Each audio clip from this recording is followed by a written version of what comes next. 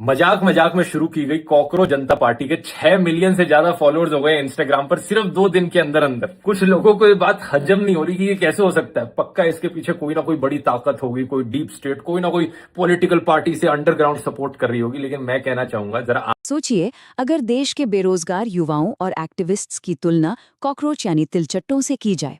सुनकर अजीब लगा ना, पर ऐसा सच में हुआ। आज के इस एक्सप्लेनर में हम 2026 के एक ऐसे डिजिटल विद्रोह की कहानी डिकोड करेंगे जिसने सबको हिला कर रख दिया। हम बात कर रहे हैं कॉकरोच जनता पार्टी के उदय की। चलिए एकदम शुरुआत से समझते हैं कि आखिर ये पूरा बवाल था क्या।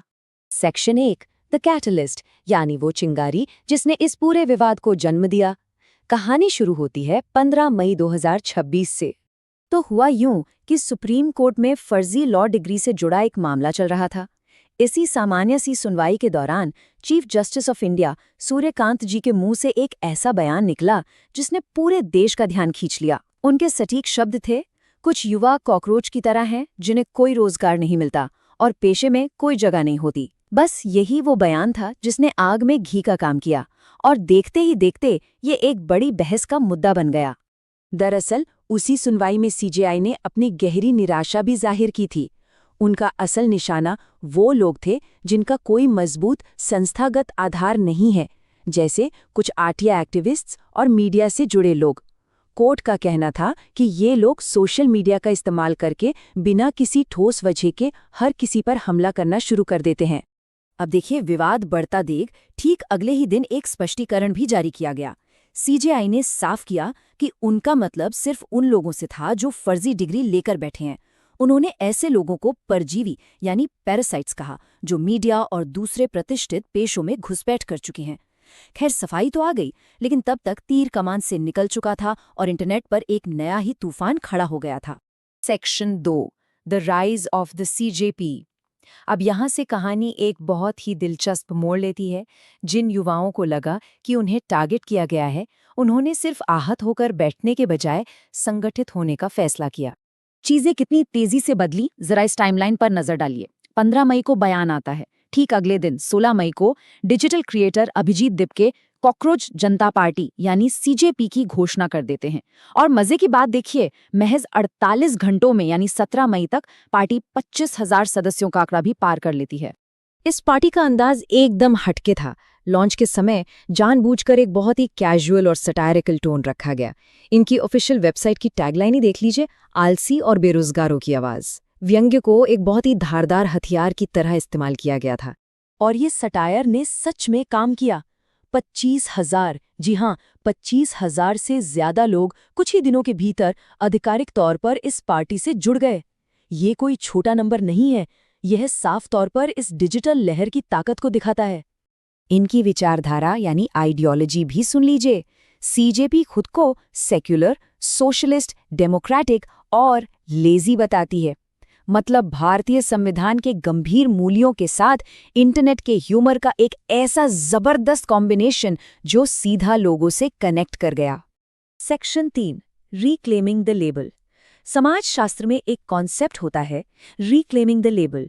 मतलब जब कोई आपको नीचा दिखाने के लिए गाली दे, तो आप उसी गाली को अपना मेडल या सम्मान बना ले। और ठीक यही हुआ ग्राउंड जीरो पर। देश के नौजवान बेहद रचनात्मक तरीके से सड़कों पर उतर आए। उन्होंने हाथों में झाड़ू उठाए और कचरे के ढेर और वाटर बॉडीज को साफ करना शुरू कर दिया। और पता है उनके गले में क्या तख्तियां थीं? उन पर लिखा था, मैं कॉकरोच हूं।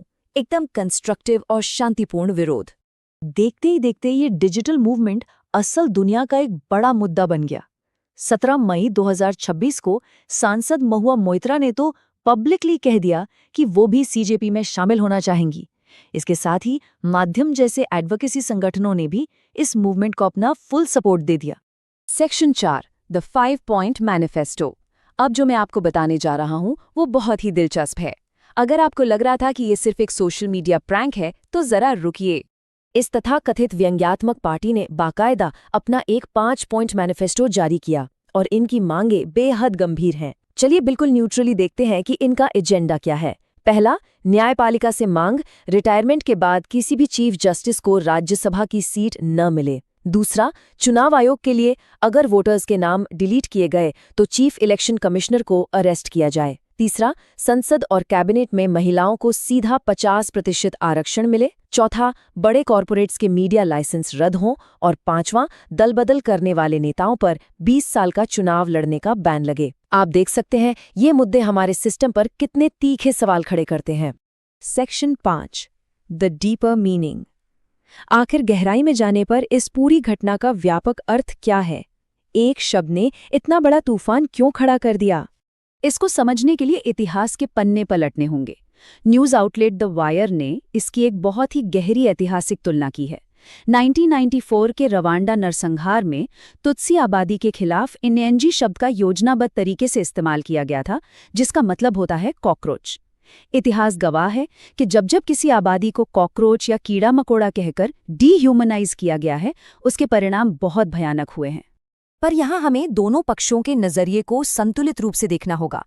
एक तरफ सीजीआई का कॉन्टेक्स्ट था जो फर्जी डिग्री वालों से उनकी हताशा को दिखाता है, और दूसरी तरफ आम नागरिकों का अपना दर्द था।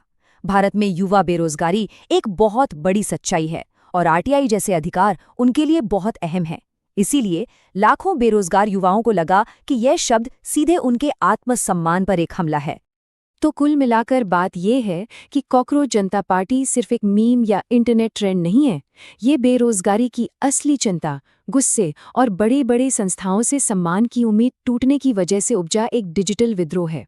और इसी के साथ हम इस एक्सप्लेनर के अंत पर आ गए हैं। लेकिन जाते जाते मैं आपको एक सवाल के साथ छोड़ना चाहती हूँ। क्या किसी अपमानजनक शब्द को अपना लेने से संस्थाओं और नागरिकों के बीच सत्ता का संतुलन वास्तव में बदल जाता है?